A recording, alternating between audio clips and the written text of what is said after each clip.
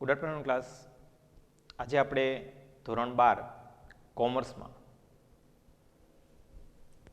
Unit number 1 ની આપણે જન્માષ્ટમી પછી ફરીવાર આપણે યુનિટ 1ની શરૂઆત કરીએ છીએ. જય સરદાર સ્કૂલ ગોંડલવતી આપનું હાર્દિક સ્વાગત છે. યુનિટ નંબર 1 એસપી વિભાગની અંદર જય સરદાર સ્કૂલ ગોંડલ. બરાબર. યુનિટ નંબર 1 શેર બહાર પાડવા. બરાબર. હવે આ જે પ્રશ્ન છે એ પ્રશ્ન થોડોક મોટો છે. બરાબર. એની પ્રસ્તાવના જોવા જઈએ ને તો લગભગ ખૂબ જ એક પેજ જેટલું વિશાળતા ધરાવે છે, પણ આપણે એટલું બધું કંઈ લખવાની જરૂર નથી.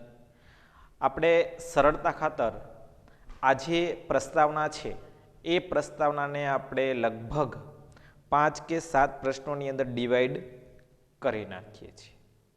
બરાબર. એટલે આપણા માટે પ્રસ્તાવના થોડીક હળવી થઈ જાય.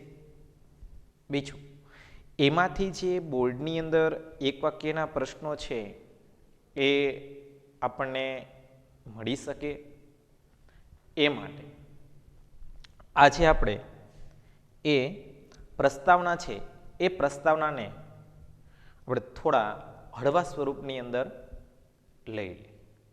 બરાબર. એટલે પ્રશ્ન નંબર 1ની જે પ્રસ્તાવના છે એ પ્રસ્તાવના તમને ક્યાંય પૂછાવાની નથી, મગજમાં રાખજો. પણ પ્રસ્તાવનામાંથી કન્ટિન્યુ લગભગ 5 કે 6 પ્રશ્નો છે એ તમને પૂછાઈ શકે છે. તો એવા પ્રશ્નો આપણે સમજવાનો પ્રયત્ન કરીએ. બરાબર. ખાસ મિત્રો યાદ રાખજો કે પ્રશ્ન એક શરૂઆત આપણે નેક્સ્ટ કરશું, પણ એની જે પ્રસ્તાવના છે પ્રશ્ન 1ની પ્રસ્તાવના, એ પ્રસ્તાવના આપણા માટે ઇમ્પોર્ટ છે, કારણ કે એમાંથી તમને અમુક એક વાક્યના પ્રશ્નો પૂછવામાં આવશે.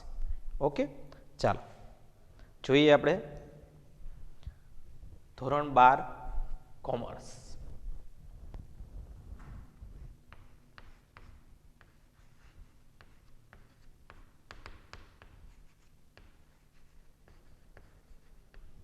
ધોરણ 12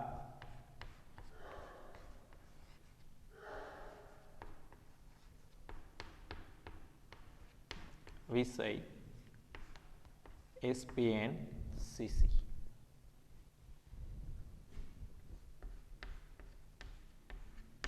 યુનિટ નંબર 1,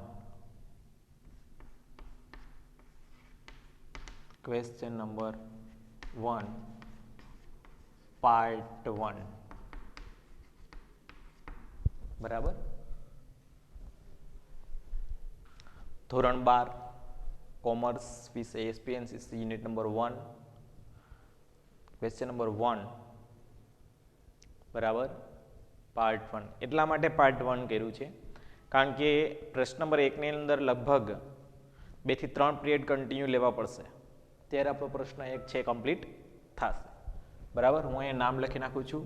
યુનિટ 1 શેર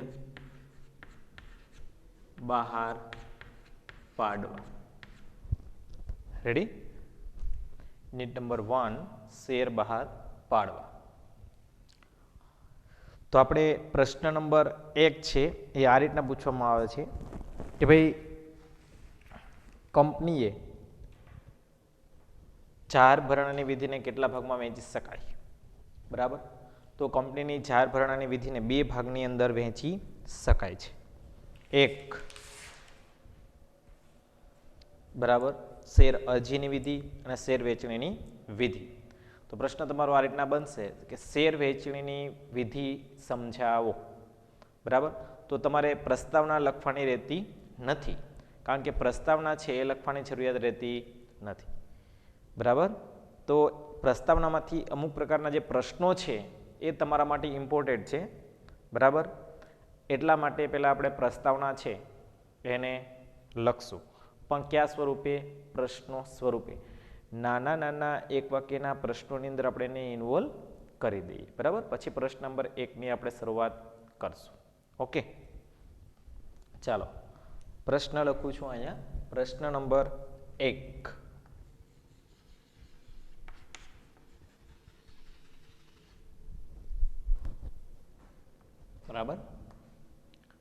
मुख्य प्रश्न नंबर 1 ની અંદર क्वेश्चन नंबर 1 નીચેના પ્રશ્નોના એક વાક્યમાં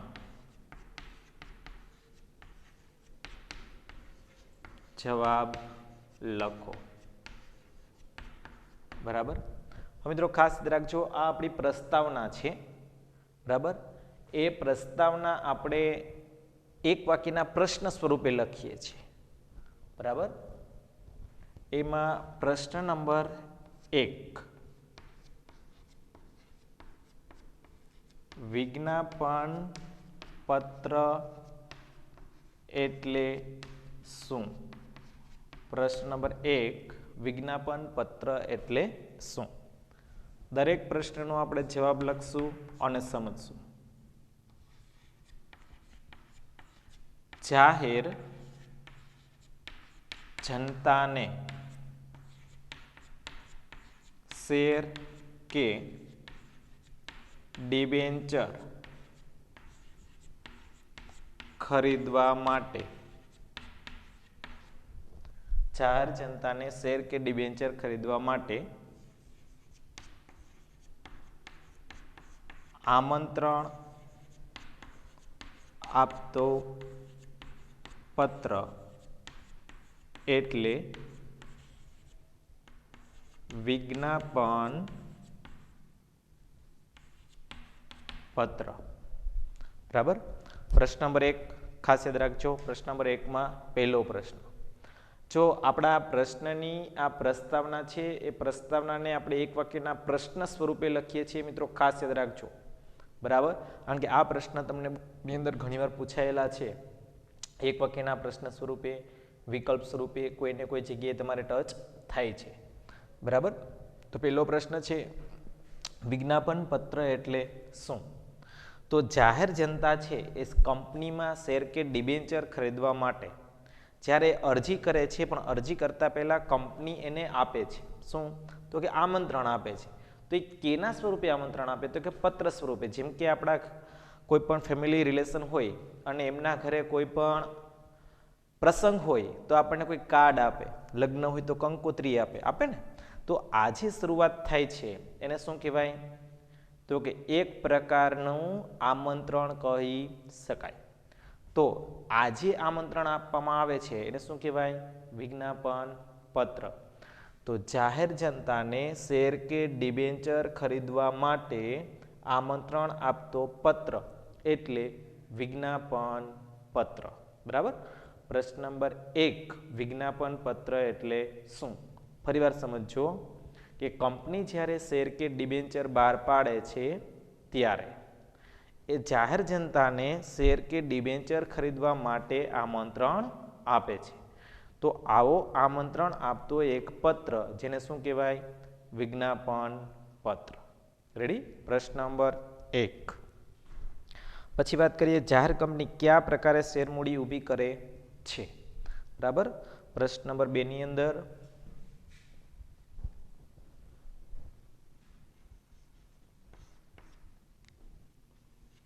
કંપની કયા પ્રકારે શેર મૂડી ઊભી કરે છે? કંપની કયા પ્રકારે શેર મૂડી ઊભી કરે છે? આ ઊભી કરે છે એ ટેક્સ્ટબુકનો શબ્દ છે. ત્યાં તમે આવું પણ પૂછી શકીએ. યાદ રાખજો કે કંપની કેટલા પ્રકારે શેર મૂડી મેળવે છે. ફરીવાર શું ટેક્સ્ટબુકમાં આપેલું છે કે જાહેર કંપની કયા પ્રકારે શેર મૂડી ઊભી કરે છે? આવો પ્રશ્ન. બરાબર. પણ તમને આ પ્રશ્ન આ રીતના પણ પૂછાઈ શકે કે કંપની કયા પ્રકારે શેર મૂડી મેળવે છે? તો કંપની 4 પ્રકારે શેર મૂડી મેળવે છે. મગજમાં રાખજો.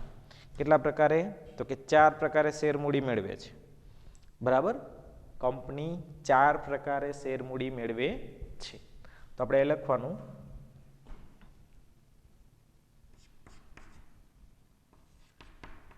કંપની 4 પ્રકારે શેર મૂડી ઊભી કરે છે. કેટલા પ્રકારે? તો એ કંપની 4 પ્રકારે શેરમૂડી ઊભી કરે છે. બરાબર? તો ખાસ યાદ રાખજો, 4 પ્રકારે શેરમૂડી ઊભી કરે છે તો કઈ કઈ રીતે? બરાબર? એમાં એક કરીને ખાનગી ભરણા દ્વારા. કેવા ભરણા દ્વારા? ખાનગી ભરણા દ્વારા. 2 જાહેર ભરણા દ્વારા. જાહેર ભરણા દ્વારા. એના પછી 3 બોનસ શેર દ્વારા. બોનસ શેર દ્વારા. બોનસ શેર દ્વારા. એના પછી હકના શેર દ્વારા. બરાબર? હવે જો આ જે 4 મુદ્દા છે એને સરળતાથી યાદ રાખવા માટે આપણે એક સૂત્ર બનાવેલું છે. ખાસ યાદ રાખજો, ખાજા બોહ. બરાબર? આપણે સૂત્ર યાદ રાખવા માટે અહીં હું લખી દઉં છું તમને, પ્રશ્ન સરળતાથી યાદ રાખી શકે એટલા માટે. ખાજા બો. બરાબર? આ તમને સરળતાથી યાદ રાખી શકાય કે ભાઈ કંપની છે એ કયા પ્રકારે શેરમૂડી ઊભી કરે છે, તો કયા પ્રકારે શેરમૂડી મેળવે છે? તો 4 પ્રકારે કંપની શેરમૂડી મેળવી શકે છે. એક ખાનગી ભરણા દ્વારા, બીજું જાહેર ભરણા દ્વારા, ત્રીજું બોનસ શેર દ્વારા અને ચોથું હકના શેર દ્વારા. કેટલા પ્રકારે શેરમૂડી મેળવે છે? તો કે 4 પ્રકારે. કયા કયા? ખાનગી ભરણા દ્વારા, જાહેર ભરણા દ્વારા, બોનસ શેર દ્વારા અને હકના શેર દ્વારા. રેડી? એટલે કોઈ પણ કંપની છે એ 4 પ્રકારે શેરમૂડી મેળવી શકે છે, તો 4 પ્રકારે શેરમૂડી ઊભી કરી શકે છે. એક ખાનગી ભરણા, જાહેર ભરણા, બોનસ શેર અને હકના શેર. રેડી અહીં સુધીનું? બરાબર? હવે જો આ પ્રશ્નને તમારે સરળતાથી યાદ રાખવો હોય તો કૌંસમાં લખવાનું ખાજા બો. આ યાદ રાખવા માટે છે, બોર્ડમાં કે ટેસ્ટ તમે જ્યારે પણ આપો ત્યારે કોઈએ આ મુદ્દો લખવાનો નથી. આ મગજમાં રાખજો. આ આપણી એક ટ્રીક છે કે જેનાથી તમે પ્રશ્ન સરળતાથી યાદ રાખી શકો. બરાબર? તો આ મુદ્દો ક્યારેય કોઈએ લખવાનો નથી. આ તો યાદ રાખવાની એક પ્રકારની એક મેથડ છે. બરાબર? કે કંપની કયા પ્રકારે શેરમૂડી ઊભી કરે છે? તો ખાજા બો. શું યાદ રાખવાનું તમારે? ખાજા બો. ખાનગી ભરણા, જાહેર ભરણા, બોનસ શેર અને હકના શેર. રેડી? ચાલો ઓકે. હવે જોઈએ પ્રશ્ન નંબર 3. એમાં ને એમાં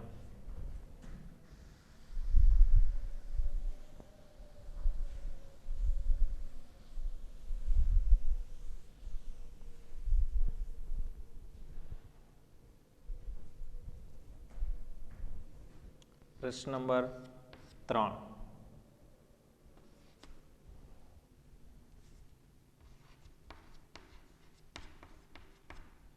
વેચાણ માટેની દરખાસ્ત એટલે શું? વેચાણ માટેની દરખાસ્ત એટલે શું? મિત્રો ખાસ યાદ રાખજો, આપણી પ્રસ્તાવના જ ચાલે છે, પ્રશ્નની હજી શરૂઆત કરેલી જ નથી. મગજમાં રાખજો. બરાબર? પ્રસ્તાવનામાંથી એ વાક્યના જે પ્રશ્નો નીકળે છે એ આપણે અહીંયા કાઢેલા છે. બરાબર? વેચાણ માટેની દરખાસ્ત એટલે શું? કોઈ પણ શેરધારક હોય એ શેરધારક પોતાની પાસે રહેલા જે વધારાના શેર છે એ વધારાના શેર સંચાલક મંડળની પરમિશન લઈને જ વેચી શકે છે. તો આ સંચાલક મંડળની પરમિશન લઈને જે શેર વેચે એને શું કહેવાય? તો કે વેચાણ માટેની દરખાસ્ત કહેવામાં આવે છે. બરાબર? ફરીવાર સમજો કે દાખલા તરીકે કોઈ શેરધારક છે, એમની પાસે 10 વધારાના શેર પડેલા છે, તો એ શેર વેચવા માટે એને શું કરવું પડે? તો કે સંચાલક મંડળની પરમિશન લેવી પડે. મીન્સ કે એમને પૂછીને શેર વેચવા પડે. તો આવી જે પ્રોસેસ થાય એને શું કહેવાય? તો કે વેચાણ માટેની દરખાસ્ત કહે છે. બરાબર? ખાસ યાદ રાખજો.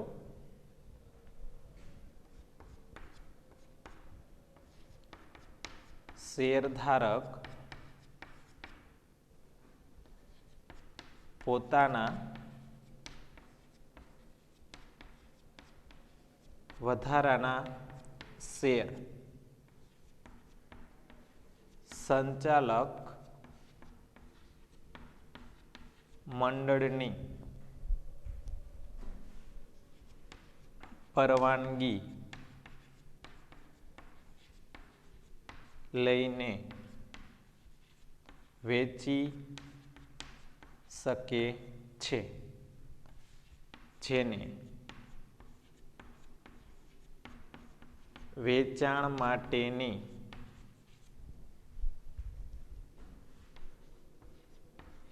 દરખાસ્ત કહે છે, જેને વેચાણ માટેની દરખાસ્ત કહે છે.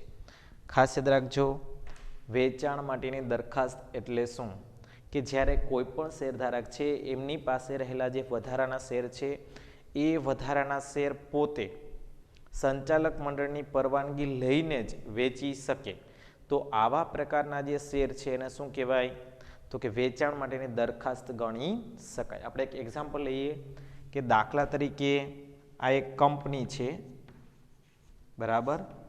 કંપનીની અંદર આ બીઓડી એટલે સંચાલક મંડળ, બોર્ડ ઓફ ડિરેક્ટર, બરાબર. અને એક આઈએ નામનો વ્યક્તિ છે કે જેમની પાસે 100 શેર છે. એ બધા કેવા છે, તો કે વધારાના શેર છે, બરાબર. કેવા શેર છે, વધારાના શેર. પણ આ શેરધારકે પોતાના 100 શેર વેચવા હોય તો કોની પરવાનગી લેવી પડે, તો કે સંચાલક મંડળની પરવાનગી લેવી પડે છે. તો આ સંચાલક મંડળની પરવાનગી લઈને શેર વેચવામાં આવે તો એને શું કહેવાય, તો કે વેચાણ માટેની દરખાસ્ત કહે છે. રેડી? ફરી વાર ધ્યાન આપજો, વેચાણ માટેની દરખાસ્ત એટલે શું કે જ્યારે કોઈ પણ શેરધારક પોતાની પાસે રહેલા શેર, બરાબર, વેચવા માટે સંચાલક મંડળની પરવાનગી લઈને શેર વેચી શકે છે, તો આ પ્રકારની જે પ્રક્રિયા થાય એને શું કહેવાય, તો કે વેચાણ માટેની દરખાસ્ત કહે છે, બરાબર.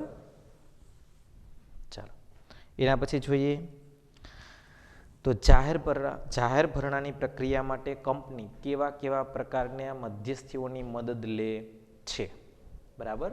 પ્રશ્ન નંબર 4.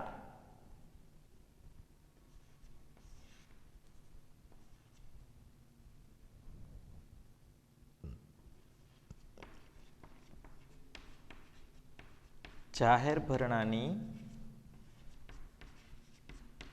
પ્રક્રિયા માટે કંપની કેવા કેવા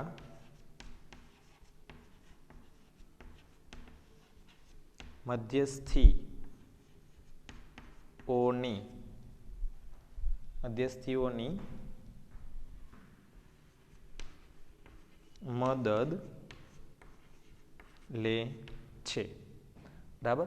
તો આપણે આખું વાક્ય લખીએ છીએ એ પ્રમાણે તો લખવાનું જ. કઈ રીતના કે જાહેર ભરણાની પ્રક્રિયા માટે કંપની નીચે મુજબના મધ્યસ્થીઓની મદદ લે છે. પહેલા વાક્ય લખવાનું, પછી નીચે જવાબ લખવાનો. હું અહીંયા સીધો જવાબ લખું છું, બરાબર. અને આ મુદ્દાને આપણે સરળતાથી યાદ રાખવા માટે એક સૂત્ર છે બાલી-ડિસ્ટો. શું? બાલી-ડિસ્ટો. શું સૂત્ર છે? બાલી-ડિસ્ટો. શું સૂત્ર હતું? બાલી-ડિસ્ટો. યાદ રાખજો. ફરી વાર ધ્યાન આપજો, બાલી-ડિસ્ટો, બરાબર. પ્રશ્ન શું હતો કે જાહેર ભરણાની પ્રક્રિયા માટે કંપની કેવા કેવા મધ્યસ્થીઓની મદદ લે છે, બરાબર. તો જાહેર ભરણાની પ્રક્રિયા માટે કંપની નીચે મુજબના મધ્યસ્થીઓની મદદ લે છે, જેમાં કરીએ તો પેલું બાંયધરી દલાલો, બરાબર. બીજું લીડ મેનેજર, ત્યારબાદ ડિપોઝિટરી પાર્ટિસિપેન્ટ,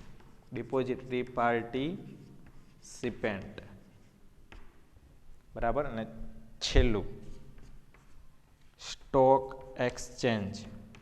શું આવશે? સ્ટોક એક્સચેન્જ, બરાબર.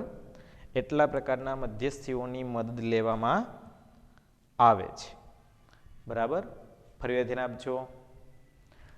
કંપની જાહેર ભરણાની પ્રક્રિયા માટે કેવા કેવા મધ્યસ્થીઓની મદદ લે છે? તો 4 પ્રકારના મધ્યસ્થીઓની મદદ લેવામાં આવે છે. એક બાંહેધરી દલાલો, ડિપોઝિટરી પાર્ટિસિપેન્ટ, લીડ મેનેજર અને સ્ટોક એક્સચેન્જ. બરાબર, હવે આ પ્રશ્નને સરળતાથી યાદ રાખવા માટે આપણે એક સૂત્ર બનાવેલું છે અને એનું નામ છે બાલી-ડિસ્ટો. શું? બાલી-ડિસ્ટો.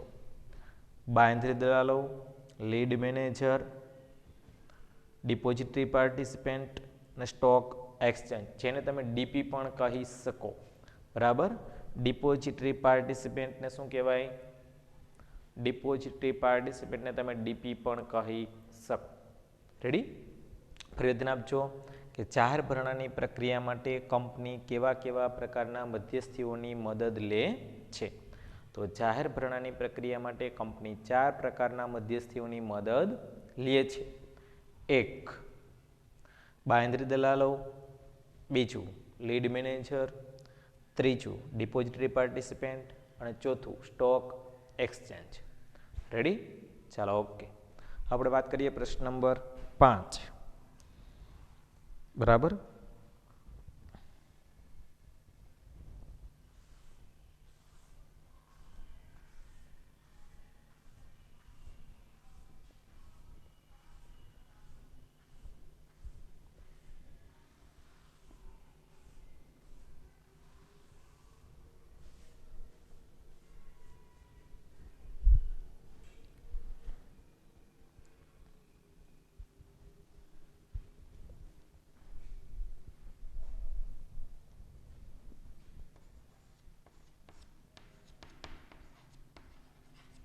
કંપનીએ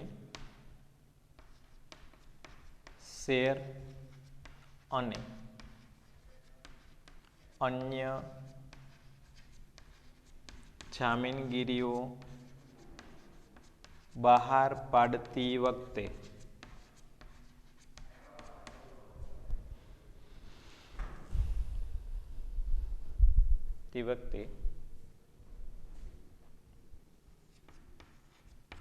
કયા કયા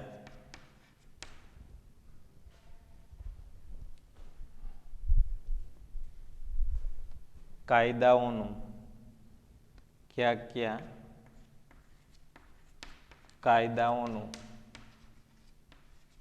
પાલન કરવું પડે છે? બરાબર, આ પ્રશ્ન તમારે વિકલ્પની અંદર ટેક્સ્ટબુકમાં પણ છે અને ઘણીવાર પૂછાઈ પણ ગયેલો છે. એ કંપની શેર કે અન્ય પ્રકારની જામીનગીરીઓ બહાર પાડે તેમણે કયા પ્રકારના કાયદાઓનું પાલન કરવું પડે છે? બરાબર, તો કંપની જ્યારે શેર કે અન્ય જામીનગીરીઓ બહાર પાડે ત્યારે એને 3 પ્રકારના કાયદા કે નીતિઓનું પાલન કરવું પડે છે. એક security regulation act 1956, SEBI act 1992 અને કંપની ધારા 2013. બરાબર, હું અહીં લખું છું બોર્ડ ઉપર. એક સિક્યુરિટી રેગ્યુલેશન એક્ટ,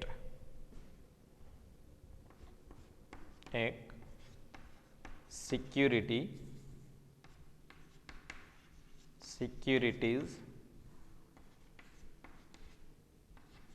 રેગ્યુલેશન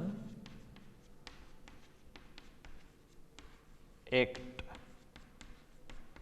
1956. 2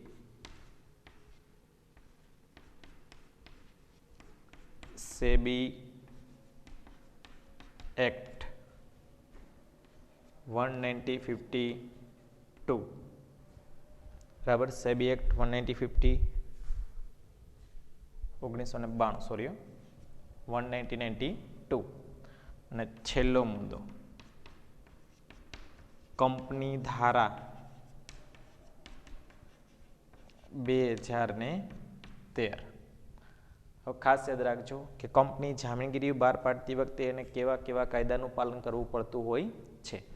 તો securities regulation act 1956, SEBI act 1992 અને કંપની ધારા 2013. ત્રણે ઇંગ્લિશમાં આ રીતના વાંચી શકાય, જેમ કે securities act regulation act 1956, security exchange board of India act 1992 અને કંપની લો 2013.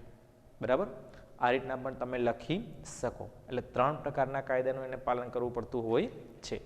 મિત્રો ખાસ યાદ રાખજો, આ તમને પ્રશ્ન છે એ વિકલ્પની અંદર પૂછાય છે કે કંપની નીચેનામાંથી કયા કાયદાનું પાલન કરવું પડતું નથી. તો 3નું તો પાલન કરવું જ પડે છે, એક અલગ હોય છે કે જે તમારો જવાબ બની જતો હોય છે.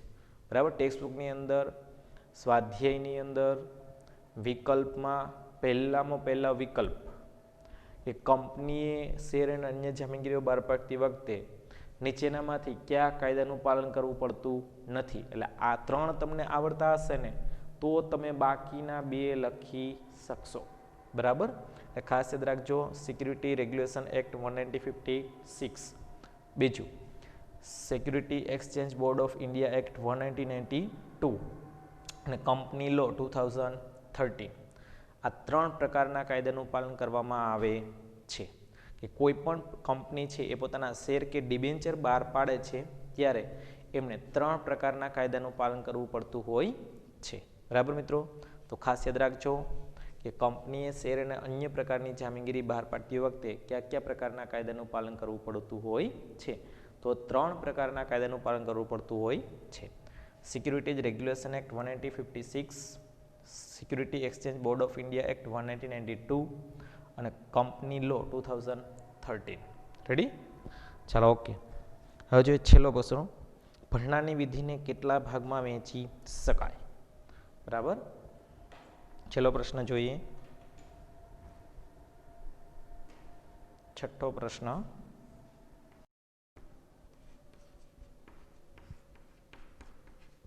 ભરણાની વિધિને કેટલા ભાગમાં વહેંચી શકાય? બરાબર, જવાબમાં લખી શકાય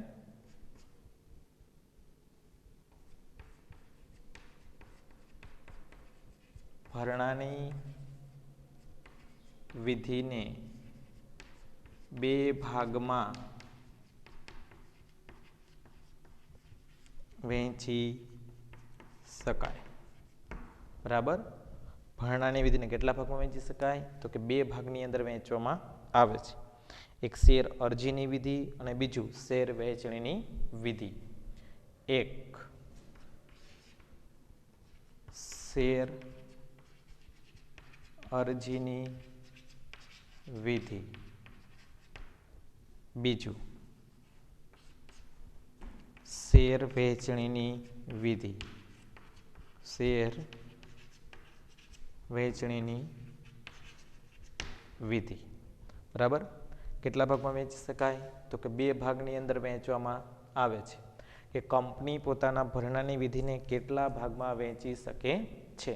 તો કોઈ પણ કંપની છે પોતાની ભરણાની જે વિધિ છે, બરાબર, એને 2 ભાગની અંદર વહેંચવામાં આવે છે.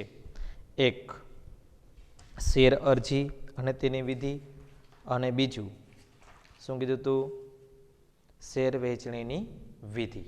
બરાબર, તો ખાસ યાદ રાખજો, કંપની પોતાની શેર ભરણાની વિધિને 2 ભાગની અંદર વહેંચવામાં આવે છે. એક શેર અરજીની વિધિ અને બીજું શેર વહેંચણીની વિધિ. હવે આપણે પ્રશ્નની શરૂઆત કરીએ. આ 6 જે કંઈ પ્રશ્નો હતા એ 6 પ્રશ્નો આપણી પ્રસ્તાવના હતી. બરાબર, એટલે પહેલો મુદ્દો, વિજ્ઞાપન પત્ર એટલે શું? બરાબર, કે પણ કંપની જાહેર જનતાને શેર ખરીદવા માટે આમંત્રણ આપતો પત્ર, જેને શું કહેવાય? વિજ્ઞાપન પત્ર.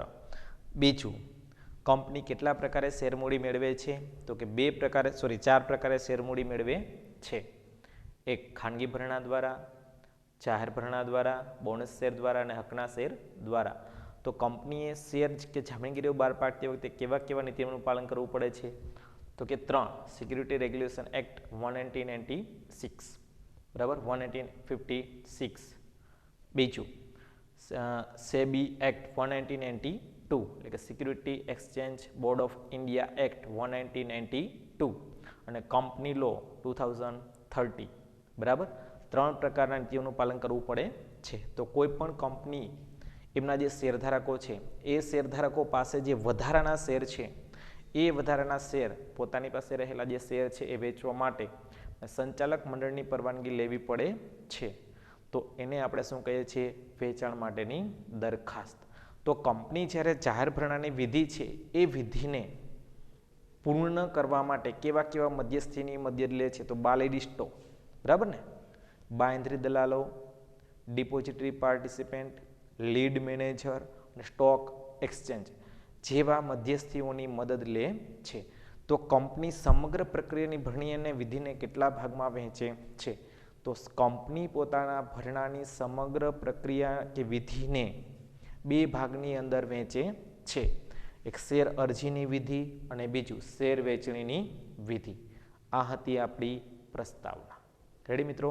તો ખાસ યાદ રાખજો, પ્રસ્તાવના છે એ 6 પ્રશ્નોની અંદર ડિવાઈડ કરેલી છે આપણે, જેના કારણે તમને એક વાક્યના પ્રશ્નો સરળતાથી લખી શકો, સમજી શકો અને પ્રસ્તાવના પણ બની શકે.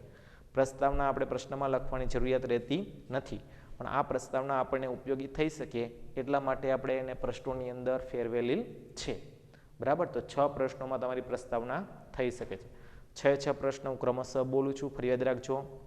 પહેલું, વિજ્ઞાપન પત્ર એટલે શું? કંપની કેટલા પ્રકારે શેર મૂડી મેળવે છે? 3, કંપનીએ જાહેર ભરણાની વિધિને બહાર પાડતી વખતે કેવા કેવા નીતિઓનું પાલન કરવું પડે છે? વેચાણ માટેની દરખાસ્ત એટલે શું? ભરણાની પ્રક્રિયા માટે કંપની કેવા કેવા મધ્યસ્થીઓની મદદ લે છે? બરાબર? અને એના પછીનો મુદ્દો, કંપનીની ભરણાની વિધિને કેટલા ભાગમાં વહેંચી શકાય? રેડી? તો આ હતી તમારી પ્રસ્તાવના, પ્રશ્ન નંબર 1. હવે આપણે વાત કરીએ પ્રશ્ન નંબર 1ની. બરાબર?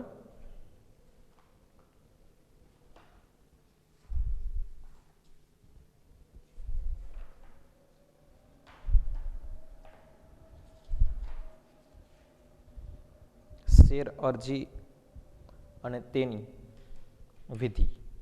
પ્રશ્ન નંબર 1ની હવે આપણે શરૂઆત કરશું. આ પ્રશ્ન નંબર 1ના હતા શું? પ્રશ્નો. બરાબર? હવે પ્રશ્ન નંબર 1ની આપણે શરૂઆત.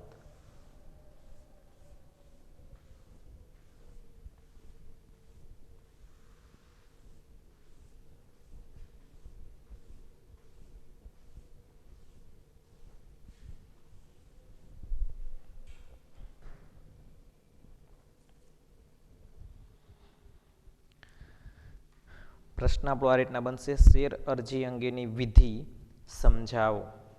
બરાબર? શેર અરજી અંગેની વિધિ સમજાવો.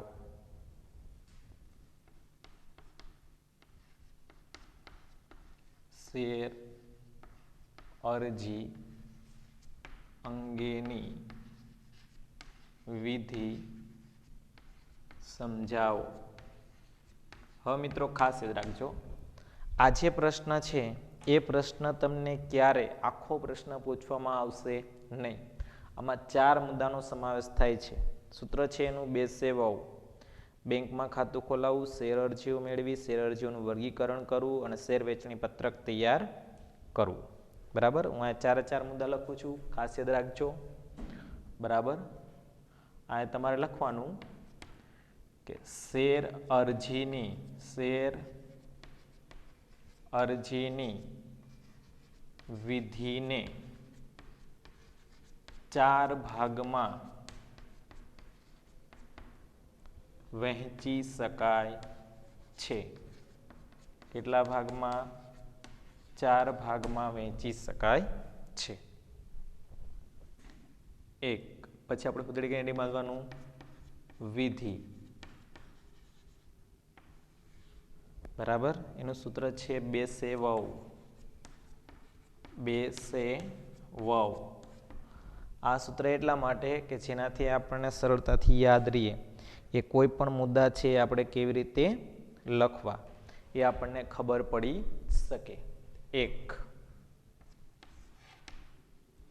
બેંકમાં ખાતું ખોલાવવું. બેંકમાં ખાતું ખોલાવવું. બરાબર? 2. શેર અરજી મેળવવી, શેર અરજી મેળવવી. 3 શેર અરજીઓનું વર્ગીકરણ કરવું. 4 વર્ગીકરણ કરવું. અને છેલ્લો મુદ્દો શેર વહેંચણી પત્રક તૈયાર કરવું. બરાબર, ખાસ યાદ રાખજો, કંપની છે એ શેર અરજી અંગેની વિધિ છે એને 4 ભાગની અંદર વહેંચે છે. કેટલા ભાગની અંદર? 4 ભાગની અંદર વહેંચવામાં આવે છે. બરાબર, આગળનો જે પ્રશ્ન હતો આપણે એને 2 ભાગની અંદર વહેંચ્યું હતું કે કંપની પોતાની શેર અરજીની વિધિને તો કે 2 ભાગની અંદર વહેંચવામાં આવે છે. બરાબર, તો ત્યારે આપણે વાત કરી હતી શેર અરજી અંગેની વિધિ અને શેર વેચણી અંગેની વિધિ. તો આ જે શેર અરજી અંગેની વિધિ છે એને 4 ભાગની અંદર વહેંચી શકાય.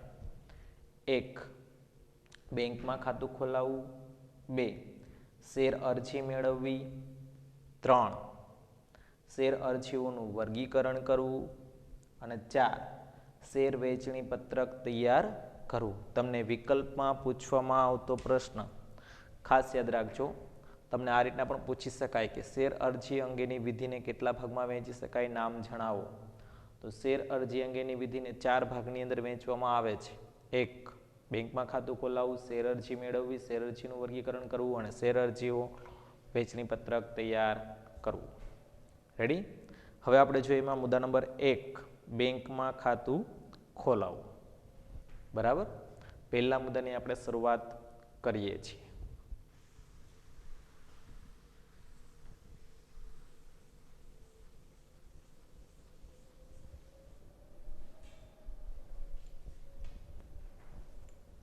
મુદ્દા નંબર 1 બેંકમાં ખાતું ખોલાવવું. બેંકમાં ખાતું ખોલાવવું. બરાબર, કંપની શેર મૂડી મેળવવા માટે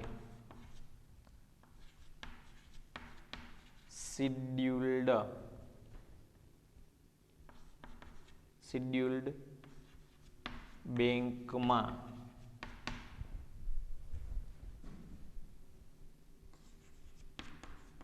ખાતું ખોલાવે છે. બરાબર, આ પહેલો મુદ્દો. પછી નીચે એરો મારીને લખવાનું કંપની શેર મૂડી મેળવવા માટે શિડ્યુલ્ડ બેંકમાં ખાતું ખોલાવે છે.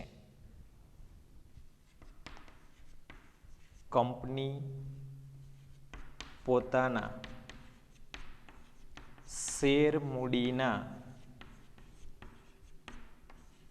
વ્યવહારો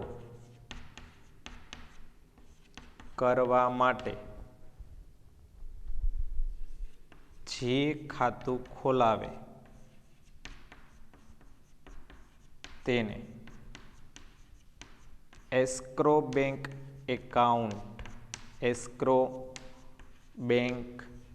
એકાઉન્ટ અથવા તો ખાતું કહે છે. હવે મિત્રો ખાસ યાદ રાખજો, એસ્ક્રો બેંક એકાઉન્ટ.